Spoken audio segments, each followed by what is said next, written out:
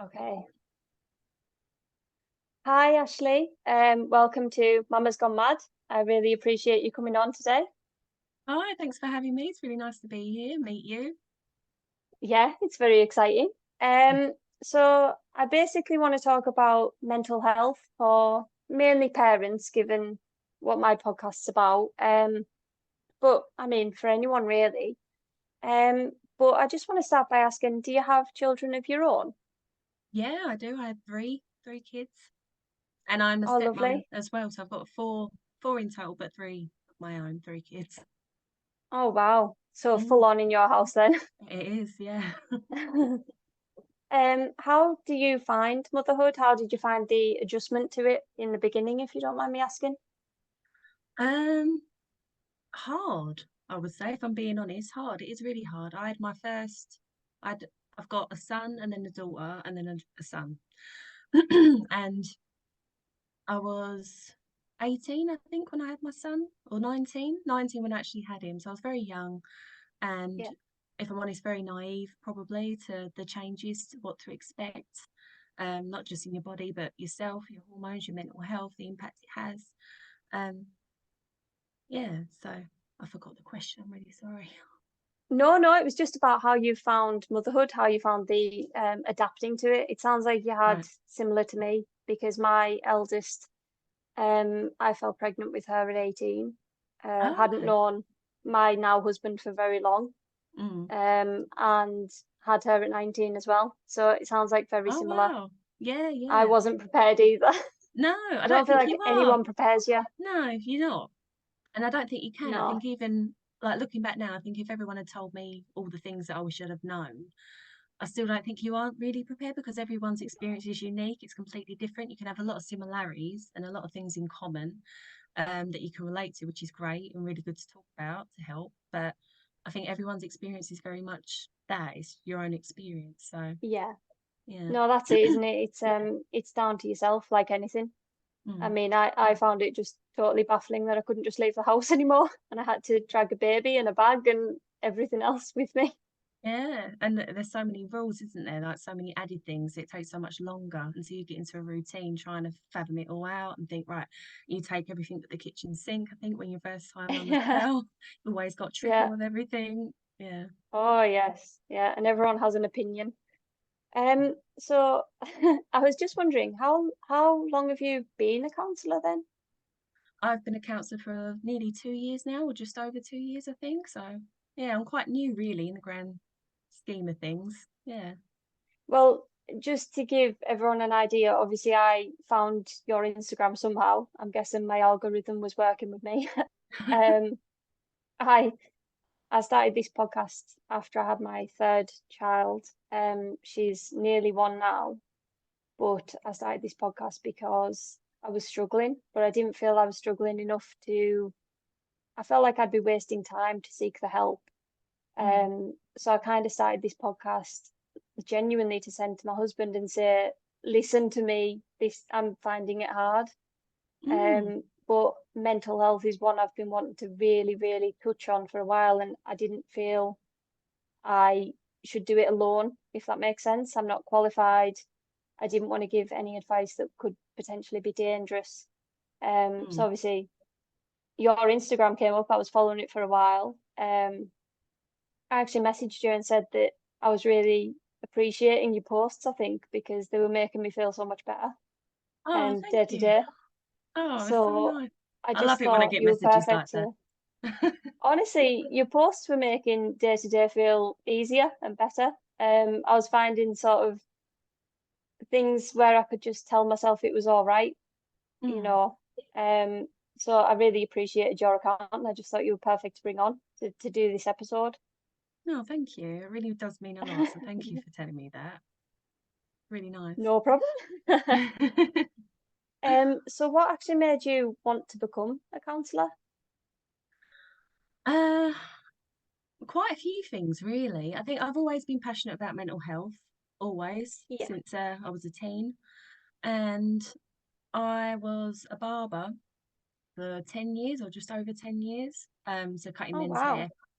And I hated cutting hair, but I really liked talking to people, and I really enjoyed like having that experience of getting to meet new people every day, build up relationships with like regular clients and that, and being updated with their lives. And I just loved that side of things and getting to know people, because people really open up in the barber chair. Yeah, I never expected them to, but they do. Men really talk. Um, so it was a really nice experience to sort of give them that time and let them just air out and vent whatever they want. And they go off in their day and they feel better and I feel good. And yeah, so I had sort of a yeah, bit of a bit of a idea there, I suppose, like because I enjoy talking to people. And then it yeah, sort of all just fell into place. I started when I did the night school for a couple of years, so I could fit in with my routine of being a mum and having young kids at the time. And luckily, I had a lot of help, so I could continue my studies and qualify. yeah. Yeah, but no, I love my job. Sounds I like it must really, have been hard though. it Must have was. been It full on. Yeah, it was. Yeah, I don't do things by halves. I don't think I seem to go all out and yeah, put on a lot of pressure, which I shouldn't, but yeah, I do. And I think as well, I had when I had my youngest, we went out and got a puppy. I think when he was a few months old, just because that's what you do for some reason. So yeah, and then not long after that, I started my training. So it was very full on at the time. Yeah, but I don't regret it. Wow. I think it all worked out perfectly, thankfully. So yeah. Oh, that's brilliant though. I mean, we got a puppy. My husband was adamant he didn't want three kids, so we got a puppy as like the replacement child because I wanted three kids. So we named her Daisy, which is what I would have always called my third if we had a daughter, which we ended up having. So of Oh, course we had her, and I didn't have a name for her. oh no. Oh wow. Oh, what did you call her So instead? Alessia. Oh, that's lovely. That's really nice. Yeah, I let my husband name her after a bit of a bet. We were watching the women's Euros because we followed the women's team for a while. Um, and he said if we win the Euros, can I name the baby if she's a girl? Because we didn't know what we were having.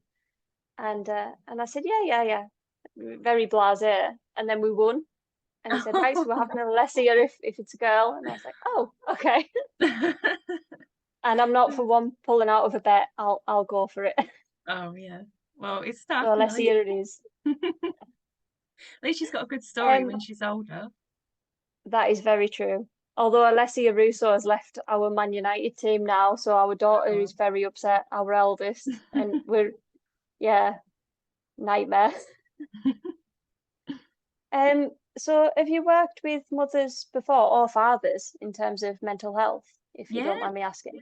yeah, no, I'm really grateful, really. I've had a really good run and experience in the time that I have been counselling. I've counselled, I think I worked it out, ages between 11 up to 80, and men, women, Wow. mothers, fathers. Yeah, so I've met a lot of people along my way, and it's been brilliant. So yeah, I have worked with mums, lots of Oh, mums. that's Yeah, amazing.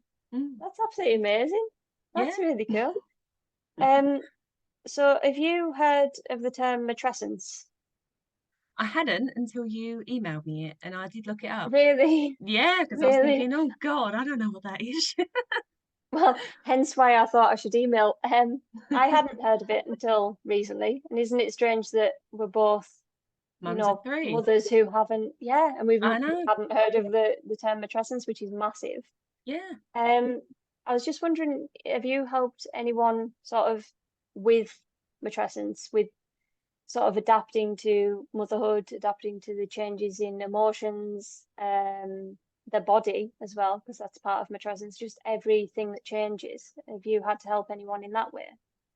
I have, but not probably in the way that you'd might necessarily expect. So with my way of counselling, um, I'm person centred, so it's very non-directive therapy.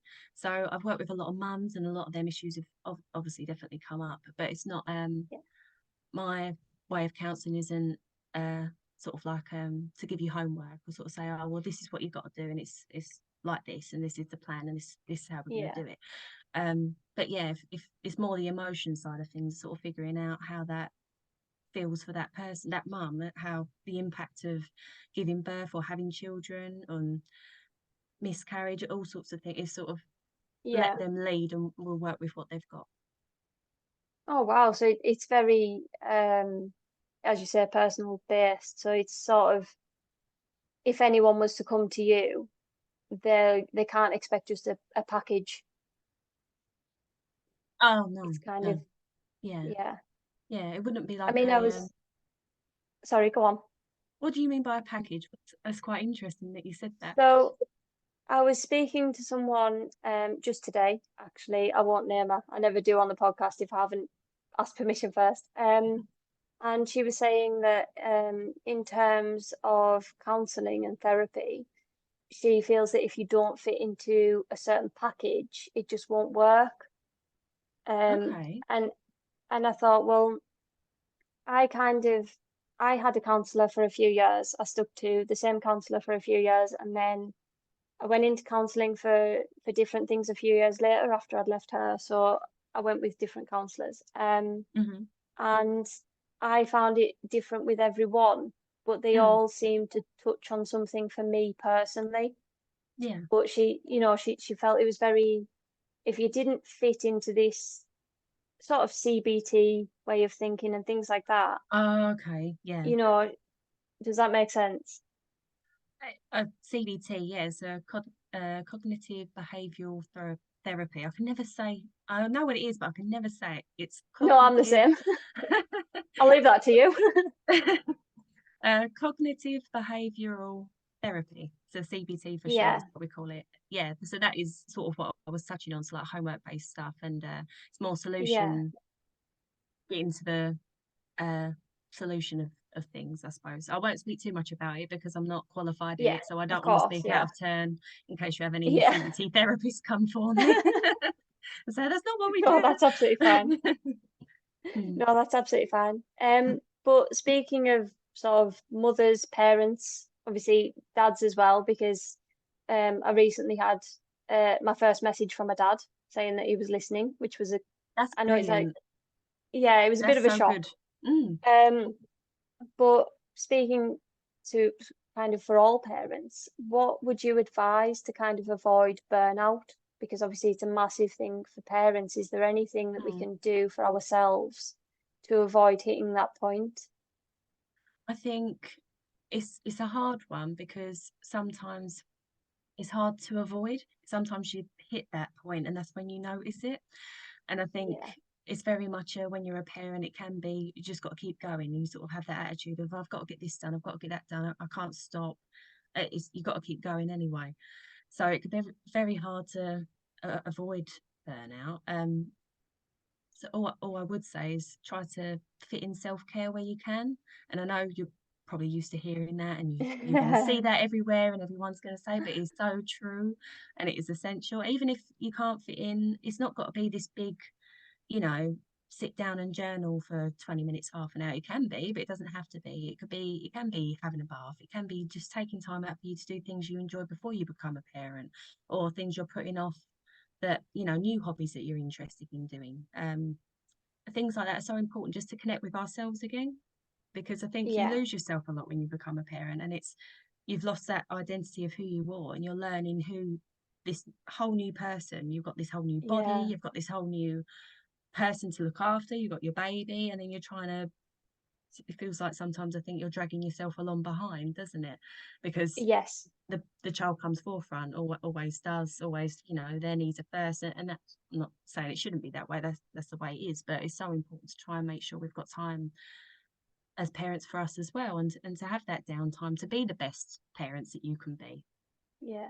So I think I was struggling with that because I felt guilty if I ever had time yeah, for me. So mm, when the kids went to bed, if I wasn't catching up on housework yeah, or catching up on little bits that needed done, or if I wasn't sort of seeing to them, or sometimes it was a case of people were saying, well, if you're sleep deprived, go to bed when they do. So hmm, I was doing that, but then I was getting no time. yeah, Um, and I felt guilty if I took the time to. I mean, for me, it might sound I think it sounds a bit funny, but for me, it's like Lego. I love to sit and do Lego. yeah, I buy the sets, and it's like it's genuine like a therapy for me. hmm, I like to sit and do the sets. Sometimes I like to just sit in a quiet room hmm, and just be just be totally alone. And I think sometimes this self-care is it's almost built up to be an Instagrammable, like, oh, you're Hmm. having a spa day, you're having Yeah. a bath with candles, you're reading, you're doing this, that, and the other. And Hmm. sometimes it's just being alone with Yeah. your own thoughts. Yeah. Yeah, definitely. I fully agree with Yeah, that. And that's, to be honest, a lot of the time that is my self-care, is having a minute or 5 or 10 if I'm lucky, where I'm just on my own and I can just switch off and just let it all decompress. And that's, I'm the same with you there, definitely. yeah. My alone time. No, Because you don't get any. So when you do have it, no, it feels, it shouldn't, but it feels like a privilege to have 5 minutes peace or 5 minutes to yourself. So it does. yeah. Because let's be honest, we don't even pee alone when they're young, do we? No, Like of course my not. three Yeah. all come in the bathroom while I'm having a wee. I still have it now. Um, Mine are a lot older than they probably should be, still coming into the toilet. So, and we've got a yeah. lock. They've actually learned how to unlock the door from the outside, and they still come in. And I'm, Oh oh, no. yeah. So I'm, yeah. Oh no, that's a nightmare. Um, so is there, so what are the kind of warning signs that we should look for in ourselves, in our friends, in our partners, Mm. that we maybe either need the self-care or we maybe need a bit more. We maybe do need to seek that help, seek a counsellor, seek the GP. What are the warning signs that you can come up with that? I think it's hard for people to detect it in others. Really, really hard. Because we're all so good at pretending everything is okay, and we can all talk the talks. If it's quite generally, people ask, "Are you okay?" And you go, "Yeah, no, I'm fine. Everything's fine," and they're not okay. But to the invisible eye, they are okay. So Yeah, it's really hard to genuinely check in with someone and for them to feel comfortable, or even if it's the wrong time. There's so many things that can put you off saying, actually, no, I'm really yeah, struggling, I'm not sure if I need to see someone, or I'm not sure, could you help me, could you give me a break, could you, it's so hard for people to do that. And I think there's a lot of shame built up around that, and like you said, guilt, because it's sort of, I think for a lot of parents, feels like you're admitting defeat, even though you're not. It feels like you're saying, I can't do this, I need help. And that's really scary for some people. And a lot of people can fear having their kids taken away and social services involved. And it sort of goes all to that extent, just for admitting that I need 5 minutes, or. So it's really hard. Again, I'm really sorry. I'm coming away from the top of what the question that you asked me, no, aren't I? no, no, no, Am I no. Do not? you need me to repeat it? Do you mind? I feel like I go on a bit Oh, of a tangent and then I'm honestly, thinking, I don't know where I'm going with this.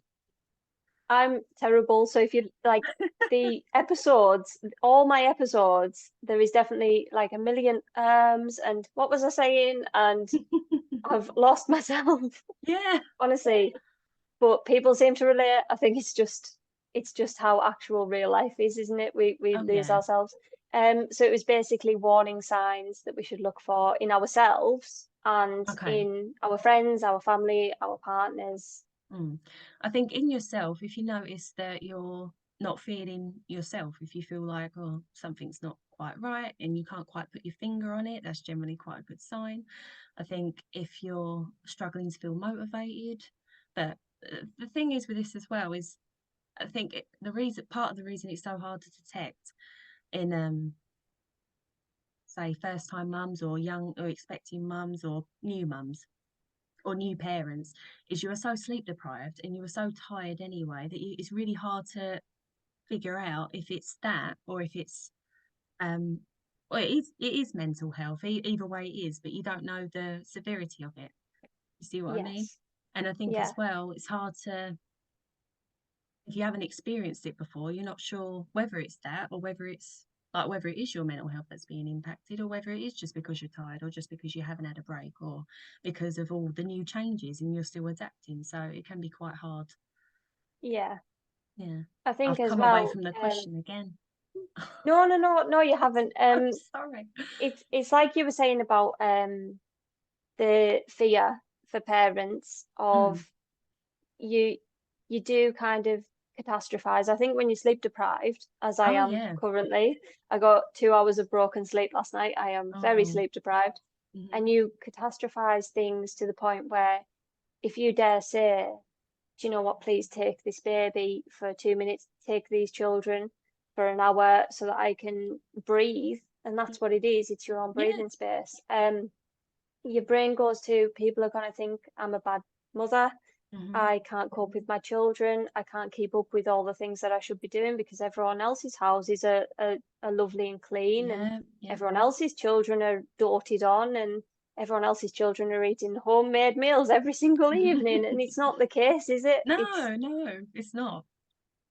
I think that Instagram and Facebook, they can be amazing things, but sometimes they feed into the negativity And the because, insecurities yeah, of people because as well.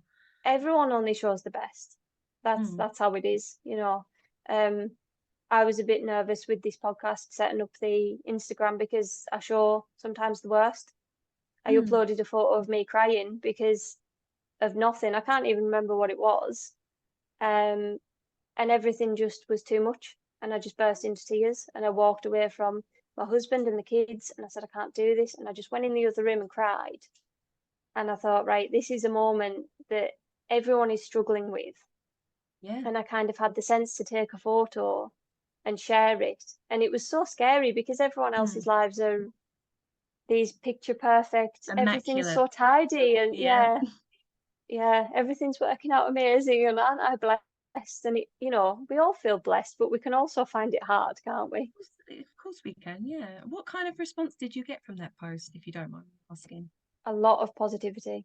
Exactly. Yeah, Isn't I it got a lot funny? of messages. Yeah, Everyone's so yeah, scared to be vulnerable, but it's so brave to be able to put yourself out there and be like, no, I'm going to show yeah, I'm not saying it's the worst of you, but you know, one of them hard moments, a tough, private, personal yeah, moments.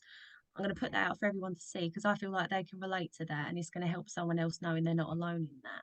And yeah, the proof is there because you've got such a good response. yeah. Whereas I think we need that on the internet because there is so many, and I don't think there's anything wrong with posts of you know, oh, I just No, got my no, kitchen done and I've done the perfect sandwich for the kids and we're going to go to the yeah, movies today and all that sort of stuff. I think that's, I'm not bashing either side, but I think a lot of people don't show the the other side of it, yes. which is Do you most know? often the mental health side. Yeah. Do you Yeah. know, I love to see like proposal posts. So like, you know, Mm. newly engaged. I love to see baby posts, whether it's someone pregnant or they've just had their baby. I love to see positive things or someone's just had a promotion. Um, but it just sometimes feels like you only see the positives. Mm-hmm. And then you can stray yourself to think, well, that person's got the perfect life, haven't they? Because they've got a promotion and proposed and they've had this baby and everything's just fine and dandy, and it can And be then it hard to becomes see. exactly, and then I think it can become, well, what am I doing wrong? What am I doing that's not? Yes. Why can't I have that? Yeah. Why aren't I achieving that? I'm trying so hard to just have, you know, to get out of bed sometimes and to, you know, wake Yeah. up and put the toaster in Yeah. the toast in the toaster and all that sort of stuff. So how comes everyone else is managing so well when and that's, I think that's my point I'm trying to make. That's why it's so hard to see the warning signs in people, Yeah. especially parents, because they feel they can feel embarrassed to admit, well, it's not actually how it looked on you know, my Facebook, for example. They might feel like what they're putting out for everyone else to see, they might feel like, well, that does look perfect to everyone, so how can I now Yeah. call them up and say, oh, actually, I'm having a really tough day, or actually it's not a tough day, it's a tough week, it's been a tough few months, I'm really struggling here, I need help. It takes so much for someone to admit that, and to trust someone to share that with as well, because you don't know how they're going to Yeah. respond. And a lot of the time I think people are great, and people generally want the best for people, and they're going to want to help you. But if they're not trained, or they haven't experienced it and they don't know the right things to say, they can, when you're so sensitive, I think, especially when you're so emotional and overwhelmed and tired and stressed, if they say the wrong thing, or you know, oh, don't Yeah. worry, it'll get better, or you know, just think positively and tomorrow's a new day, and they sort of brush it under the carpet because they feel awkward and uncomfortable and they don't know what to do with that, Yeah. that can put you in a box even more, and that does put you in the shame box, you know, that does put you in Yeah. in the, oh, I Yeah. shouldn't have said that, that was a mistake, you know, I'm wrong, I'm bad, and you have all that negative thoughts come through again. So it can be really, Yeah. really hard. Yeah. Yeah. And of course, it's not that they mean it. It is just some people are uncomfortable with being told, when you say, "Oh, you're right," and someone says no, Mm. it is that kind of discomfort of, okay, where do I go from here? Yeah. What do I say? Because you've just Yeah. told me you're not all right, and I was expecting, I'm good. How are you? Yeah, exactly. It can catch you off guard. So then you try, and I think a lot of people's natural instinct is to cover it up and try and make it okay, but because they don't know what to do or what to say in that moment, it's a bit of a, oh, I'm put on the spot Yeah. now. What do I say to that? Yeah. But that Yeah. reaction can be really hard for someone who's put themselves in that situation to express how they're feeling, to not really get the reaction they're hoping back, can make them clam up even more, and then mental health can be impacted even more. So it could be a bit of a, Yeah. we've got to be really careful. So I think if I could say something, it will be, if you do check in with people and ask, oh, how are you doing? Are you okay? I know quite often people say, you should say again, well, how are you really? Are you really okay? Yeah. But I think quite often they'll still say, yeah, I'm fine. How are you? So it might be good Yeah. to just say instead, not so much put the pressure on to get an answer and to get, if you feel like someone's having a tough time, not putting them in a position where you're like, well, you don't look okay, or, because that can come across quite judgmental and confrontational. So I think it could be good just to say, well, I'm here if you need me. And I know life can be tough, and I know what you're going through is really stressful, and you've got a lot going on right now. So if you ever need any help or any support, or you just want to vent to me down the phone, I'm always here, and you know where I am. Just wanted to let you know that. Yeah. Something to that effect. So they know they've got the support there when they're ready to reach out for. That can go a long way. Yeah. Oh, it definitely can. I actually found, for my friends, just me saying to them, so I have a friend who I know I can just turn up to her house anytime. I have a few friends like this, of course, but I went to her house the other day with the kids, and she has kids, and I texted her afterwards, which I wouldn't generally do, but I just thought I'm just gonna let her know that that meant a lot, that Mm, I could come out of my house where I sometimes feel a bit stuck and a bit, mm. everything's the Yeah. same and and if I'm here, I'm naturally getting on with things. Whereas if I'm at her house, I'm sitting down, I'm chatting to my friend, Mm, I'm enjoying myself. Um, and I texted her and I said, look, I really appreciate the fact that you're a great friend. I had a great time. I always feel better when I see you. And she then opened up to me and said the same. wow. Oh, So I think the vulnerability can sometimes be mirrored, definitely. can't it? It can, Yeah, it yeah, really can. Mm. scary as it can be Hmm. to say that you know, how much it means. It can make a big difference, can't it? Definitely. Yeah. Yeah. So obviously you've said about finding me time. So my next question was kind of how can we help ourselves? And in that, I know you said about me time. My youngest daughter, um, she's now out of the kind of phase, but for a good 8 months of her life, I would go to bed with her, sleep with her next to me all night, touching me. I would come downstairs with her in the morning. She would be in the papoose, in the sling, always on me, wouldn't go in the pram, constantly being carried, wouldn't settle for anyone else, still really won't be held by anyone else. Hmm. How do you help yourself when that's the case?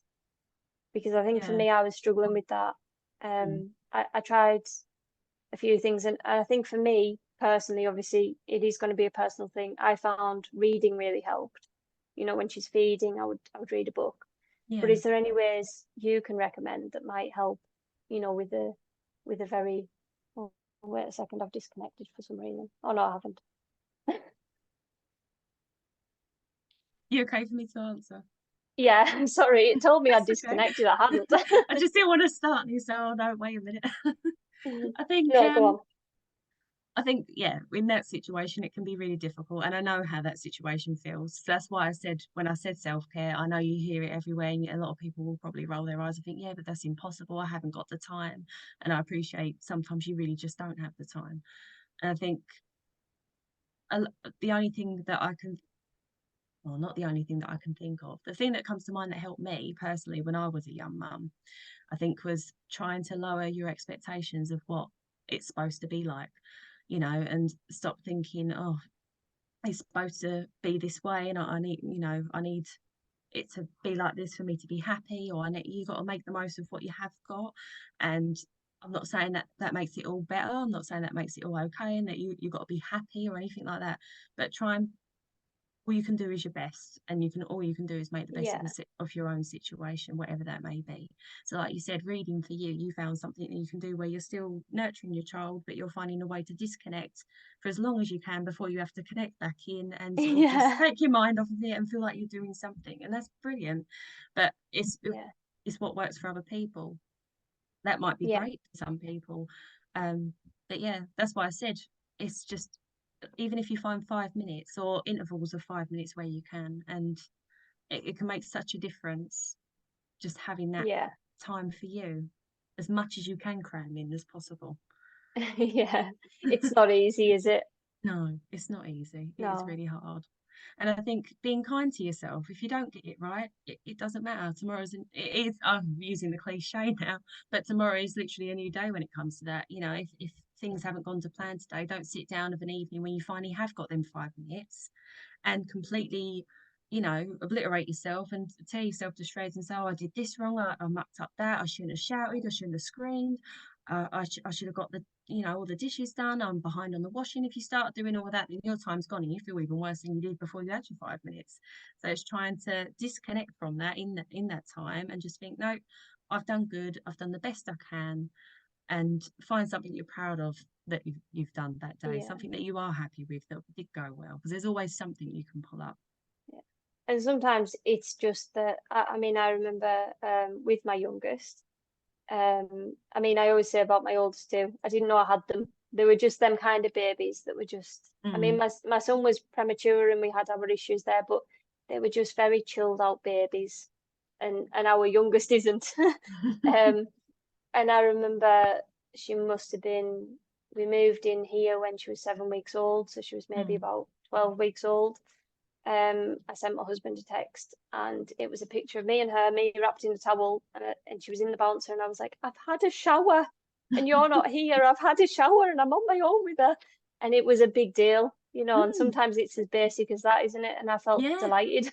yeah, but it is. That's my point. So when I say self-care, it's not got to be, like you say, a candlelit bath, or a spa day, or going and getting your nails done and your hair done, because a lot of mums as well can't afford to do that. If you've just had a baby, you're out of work, you're on maternity allowance, and you're tight, and anything you have got is generally going to that baby. So it's really hard to treat yourself, and to and not feel guilty when you've got another mouth to feed, and think, Yeah.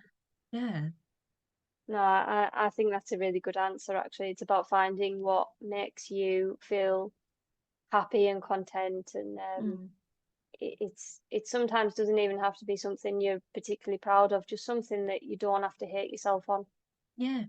It's like your body, you don't have to love your body, but don't waste your energy hating it. It's not worth your Mm. energy, is it? We're And I all think told that to love our bodies, and sometimes that's hard. it is hard. It can be really hard. And I think that's another thing you're not prepared for. That's a big thing you're not prepared for, is to change how your body looks, not just how you feel, but how you look, and Yeah. then how that makes you feel. Um, Yeah. I don't know about you, but at 18, 19, when I had my first, I really expected to give birth and bounce back and look exactly how I looked before. I didn't have a Yes. clue that I was going to have a saggy belly or stretch marks, or Yeah. my boobs were going to be huge with breast milk and all them things. I wasn't Yeah. prepared for any of that at all. So, and that is a I lot to get I your head said, around. yeah. I said to my husband, I just wasn't prepared for everything to go a bit south. Yeah. Everything to just drop slightly with each child. Exactly. It happened, and I'm here. Yeah. My body functions, so And that's yeah. great that you've got that So outlook, I think, as well. But it can be really hard to, I think a lot of it comes, your self-esteem as well could be so knocked by that when you've given birth and had a baby. yeah, So you've got the trauma of actually giving birth for the first time. Also, any birth can be traumatic, but then you're yeah, trying to recover from that. You're trying to deal with the pain of that, of recovering from that.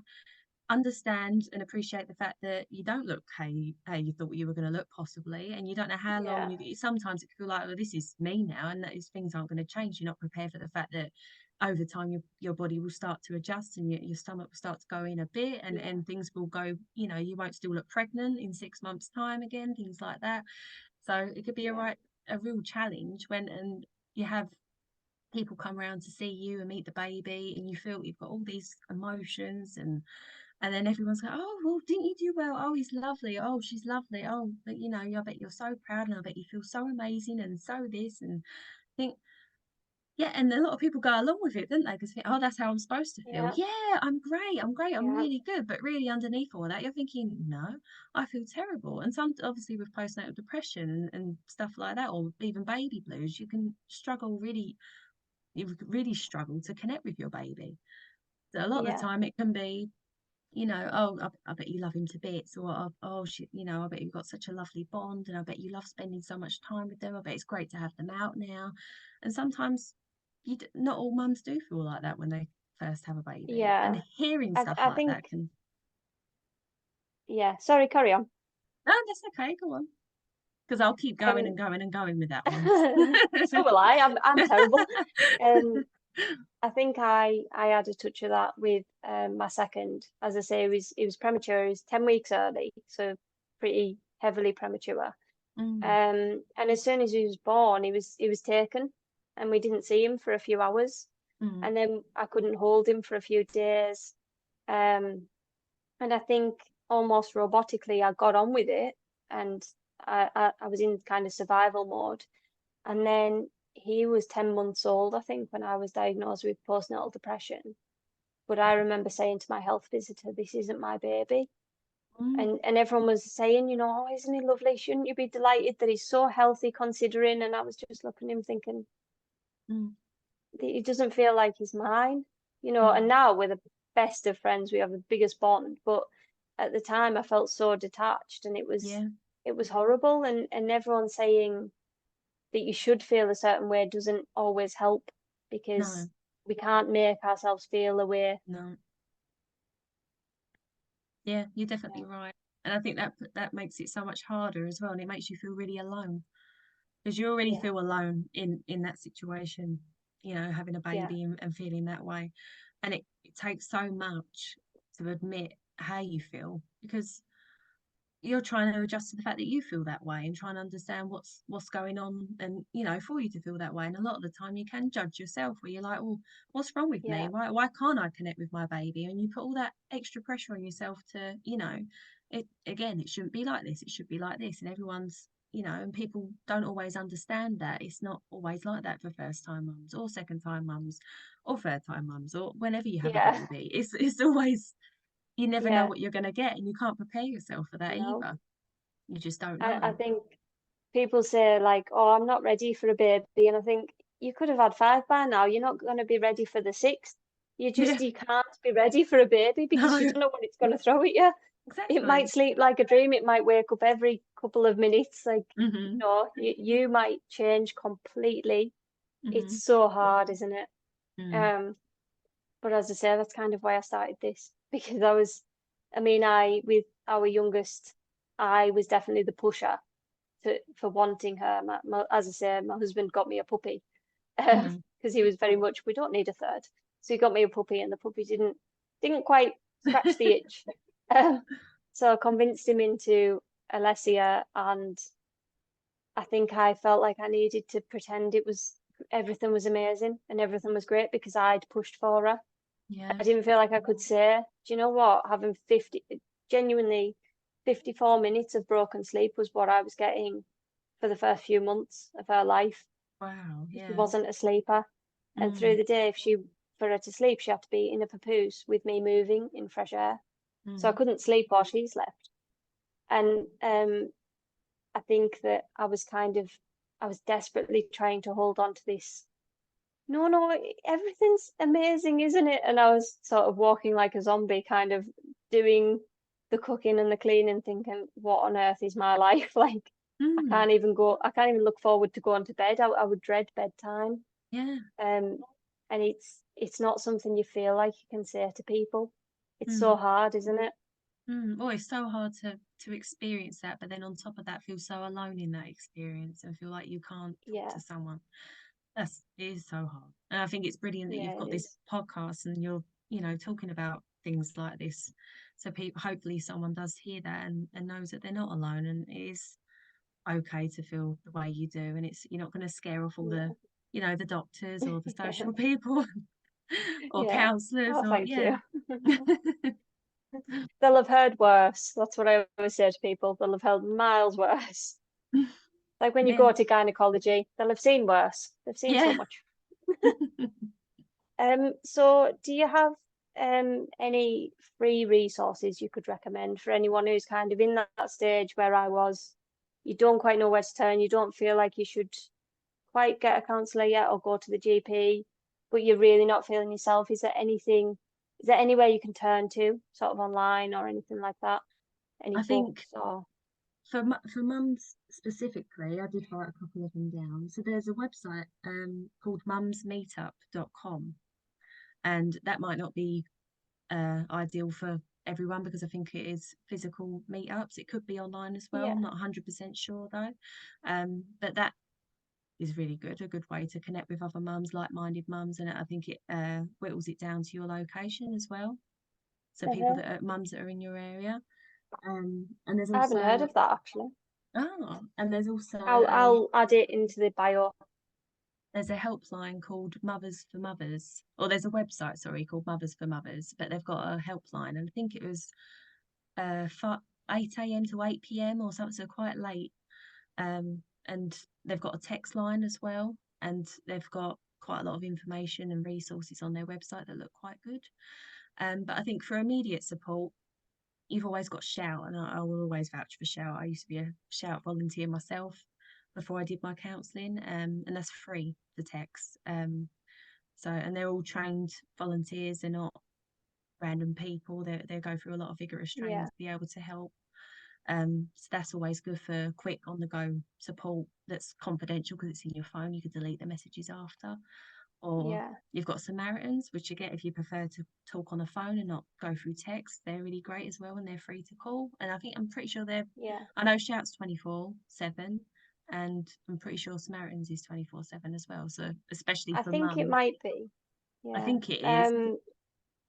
I'm pretty Something I've sure it never said is. on the Yeah, something I don't think I've said this on the podcast, but I have had to phone Samaritans once in my life. Um, I was really struggling. It was when we only had two children, and I can't remember what it was, but something had built up, and then I got to the point everything was too much. Mm, Um, and I genuinely kissed my kids and I kissed my husband and I walked out the door. And I don't know what I'd have done if I hadn't sort of, I feel like something took over in my brain to phone Samaritans. mm, Um, and the woman I spoke to, I'll never forget that conversation, but she changed my outlook because I don't like to think what would have happened.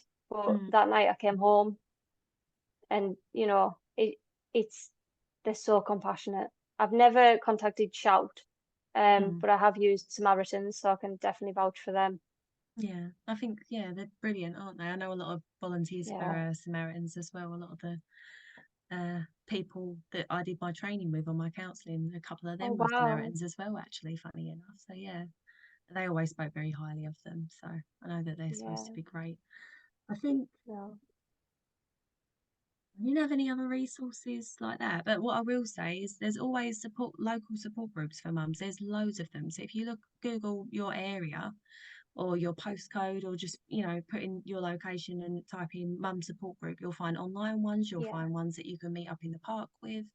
um I know there's groups on Facebook that I'm a part of that are just for mums that have got Yeah. 20,000 or 40,000 people in, and they're always Yeah, really I good. am I as always well. see, yeah, but they're really good because I always see people pop up on there if they're struggling and they'll say, I think people find it easier if it's online sometimes or written because you're not Yeah. actually using your voice to someone Yeah. and you're talking to strangers that might have gone through it, and the responses they get on there are 9 times out of 10, I can't say always, but generally the stuff that I see are really helpful. They're really kind, they're really Yeah, caring, and they try and normalize it themselves. So can always, yeah. it's sort I of think building a overall, community. Sorry. yeah. I was just gonna say, I think overall, most people are very compassionate, aren't they? Mm, yeah, Yeah, it's definitely it's the scary thing of taking the step. exactly. Yeah. Not Yeah, knowing what to expect, isn't it, with that jump, that sort yeah, of leap of yeah, faith of exactly. where's this going to take me? Yeah, exactly. It can be scary though.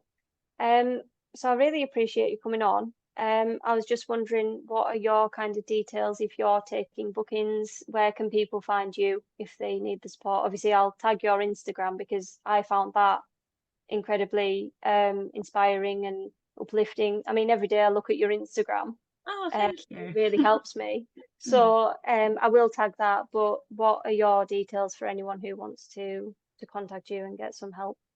Yeah. So at the minute, I'm in the middle of revamping my website, so I haven't got that up on my Instagram yet. So eventually, I will have that No on there, problem. and then that will have a lot more information about how to get booked up with me and stuff. But for the time being, I'm not taking on any bookings yet. But I'm hoping I should have more space come mid-September. So I'm got a bit of a wait Brilliant. list at the minute, but it's not really. Yeah. Yeah. And on my Instagram, there's a contact button which has my mobile number and it has my email address. You can call me, leave a voicemail, text me, email me. I Yeah. try to have the options, whatever people feel comfortable with to contact me, I'm fine by. Just I don't answer DMs for uh, therapy Yeah. services, though. That's the only thing I will Yeah. say. So don't DM me.